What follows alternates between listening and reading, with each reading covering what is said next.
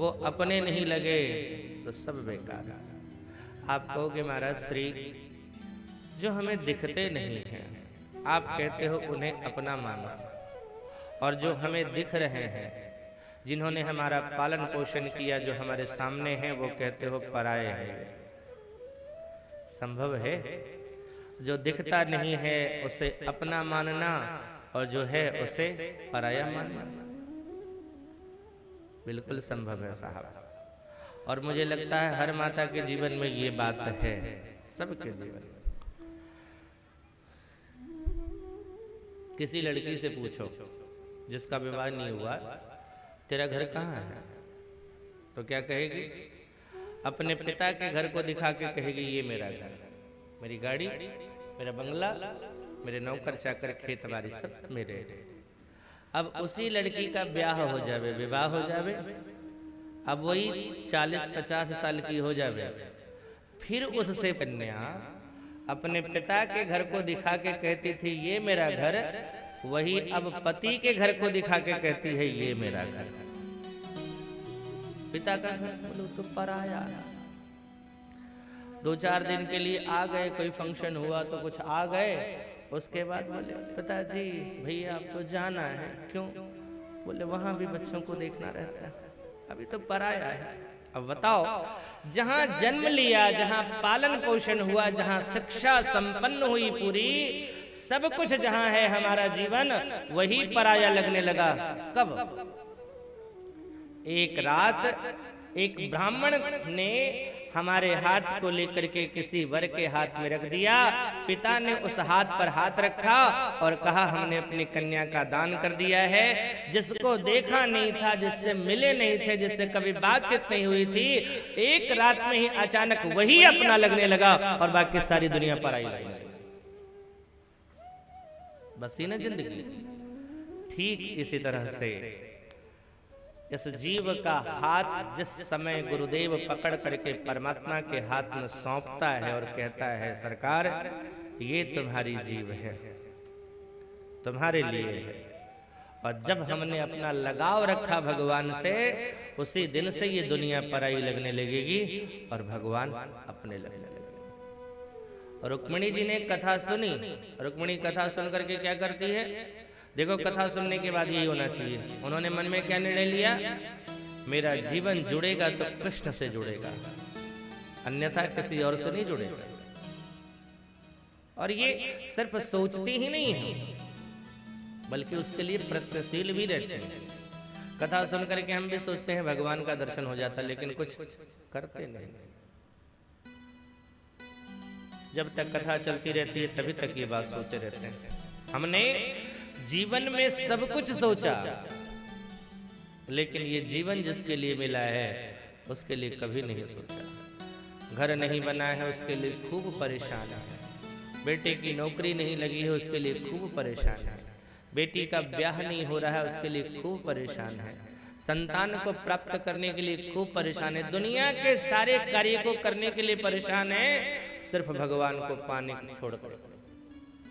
भगवान की भक्ति, भगवान का जिस परमात्मा ने हमें 24 घंटे दिया, उसके लिए हम 24 मिनट तक नहीं निकाल पाते। और अगर किसी से कहा जाए ना भजन क्यों नहीं करते, क्या दिया है भगवान ने, तुरंत ही हो जाता। फिर कुछ लोग कहेंगे मरे के तो फुर्सत नहीं, कहाँ भगवान।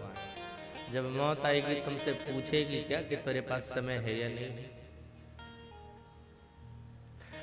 60 वर्ष में तुमने जितनी कमाई करी है वो सारा धन पैसा कभी मौत को दे करके कहना मुझे 60 दिन के लिए और जिंदगी दे दो, नहीं काम आएगी ना। 60 दिन क्या, 60 घंटे नहीं मिलेंगे साहब। 60 घंटे भी जाने दो, 60 मिनट 60 सेकंड नहीं मिलने वाले।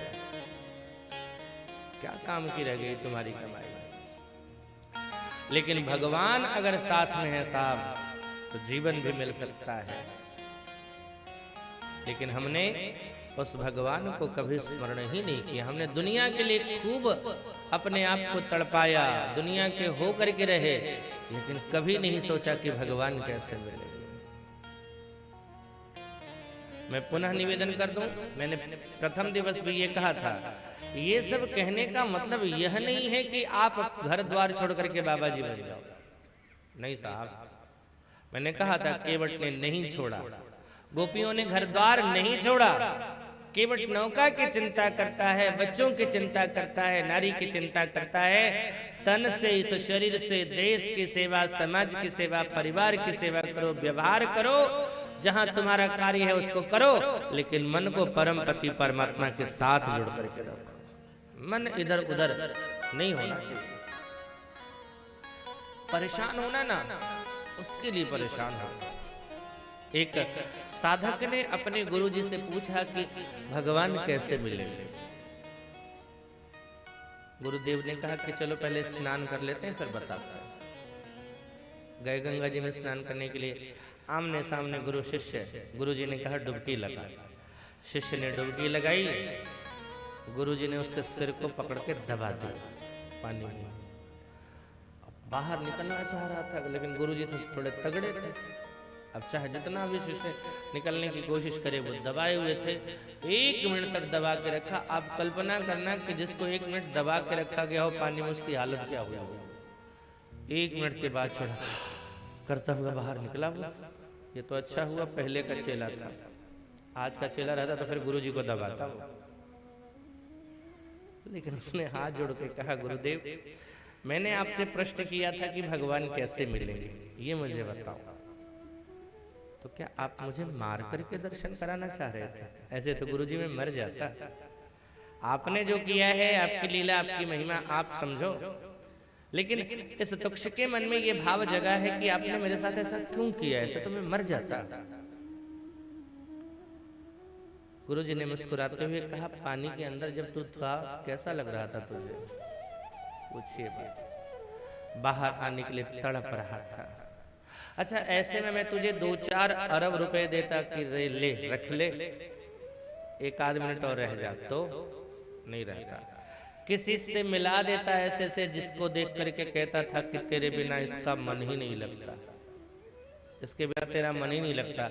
ऐसे से मिला देता कि चल 1 मिनट इसके साथ रह ले, रहता। अच्छा, ऐसे कोई पदार्थ देता खाने के लिए, वस्तु जो तुझे बहुत पसंद है, तो खाता? बोले मैं तो सांसों के लिए तड़प रहा था गुरुजी, न तो मुझे धन चाहिए, न कोई चाहिए, और न कोई सुख चाहिए था। गुरुदेव ने मुस्कुराते हुए कहा, बस यही मंत्र है। तूने पूछा था ना कि भगवान कैसे मिलेंगे, बस यही मंत्र है। जिस तरह की तड़प तेरे अंदर अभी सांसों के लिए थी, उसी तरह की तड़प जिस दिन तेरे अंदर परमात्मा के प्रति हो जाएगी, परमात्मा तुझे उसी समय दर्शन दे देगा। हमारे अंदर वही नहीं है। हम सबके लिए तड़पते हैं। घर नहीं बना, 24 घंटे खड़े रहते हैं धूप में, कहां कहां दौड़ करके नहीं जाते हैं, क्या नहीं करते हैं दुनिया के काम के लिए, लेकिन कभी भगवान के लिए क्या किया है, कभी सोचना। और कभी आप कहोगे नहीं हमने तो भगवान के लिए कुछ भक्ति करी है, कुछ कठिन व्रत किया है, लेकिन ये सब करने के बाद भगवान से क्या भगवान को मांगा है कभी? छठ का व्रत इतना नियम पूर्वक करते हो, लेकिन वही वाली बात अंत में आ जाती है, सुख संपत्ति घर आवे कष्ट मिटे तन का। भगवान को हमने साधन बना लिया है दुनिया के पदार्थों को पाने के लिए। ये आरतियां सब लोग गाते हैं, हर घर में सबको पता है, सुख संपत्ति घर आवे कष्ट मिटे तन का, ओम जय जगदीश। लेकिन बहुत पहले तुलसी बाबा ने आरती लिखी, गाई, कोई नहीं गाता। हरती सब आरती, आरती राम की, हरती सब आरती, आरती राम की, दलन दुख दोष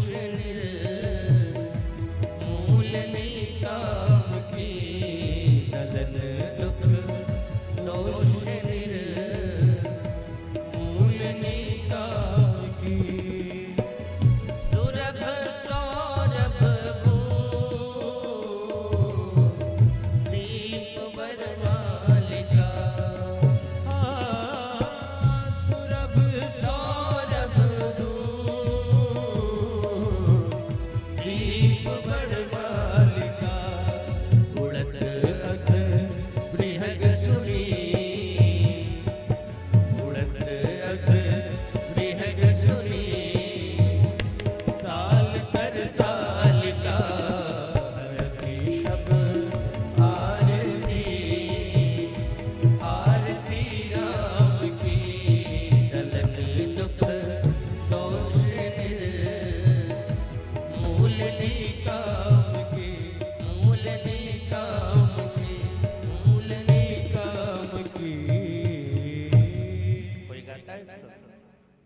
किसी को पता भी नहीं मिला।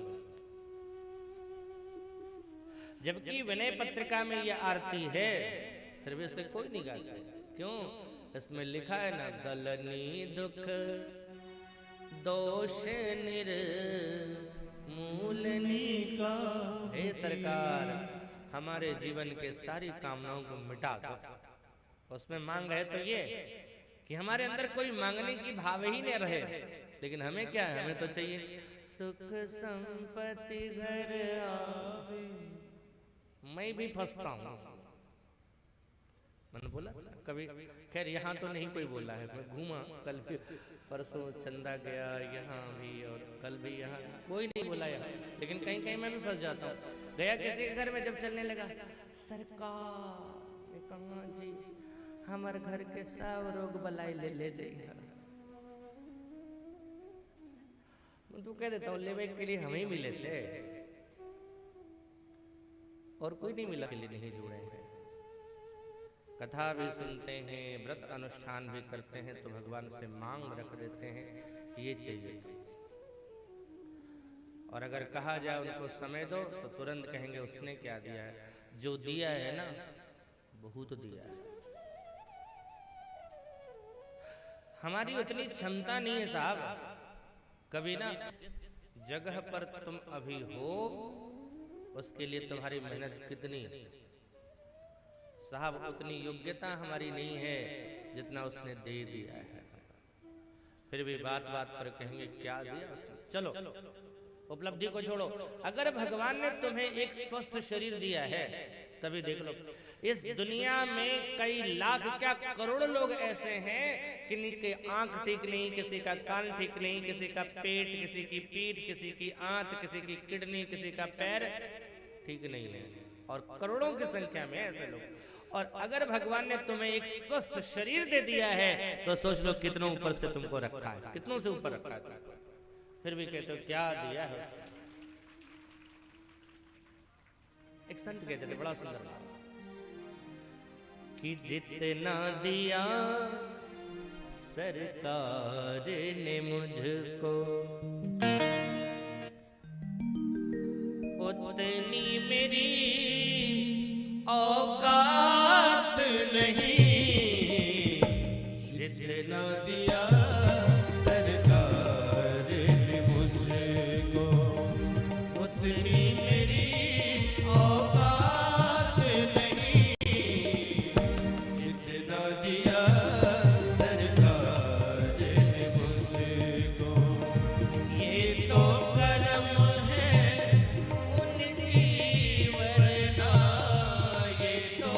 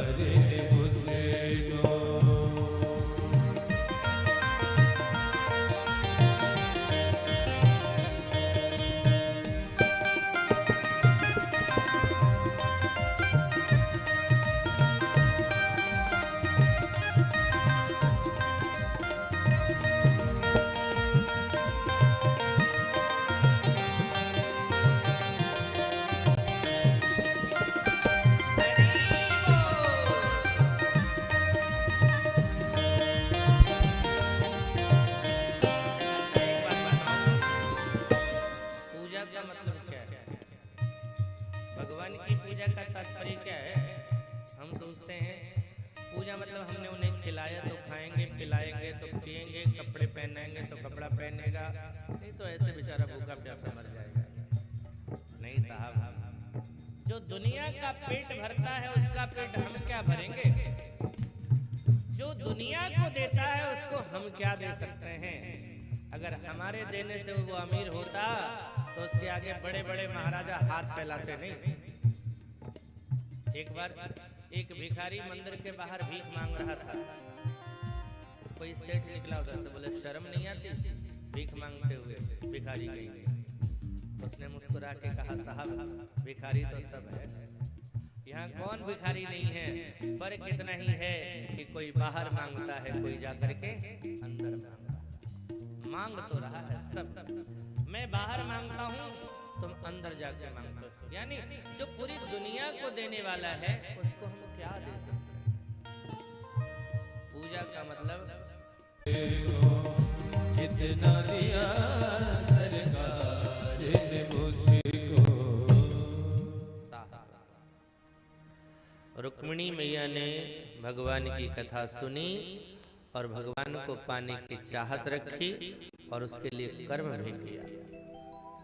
एक ब्राह्मण को भगवान के पास अपनी बात कहवाई, मैं तुम्हारे जीवन से जुड़ना चाहती हूँ, अगर तुम नहीं हो तो हमारा जीवन व्यर्थ है। और साहब देख लो, भगवान ने आने में कोई देर नहीं करी। हम जिस समय साधना के पथ पर आगे बढ़ते हुए सद्गुरु के माध्यम से अपनी बात भगवान तक पहुंचाएंगे, भगवान आने में देर नहीं करेगा, हमें स्वीकार कर लेगा। रुक्मिणी मंगल का तात्पर्य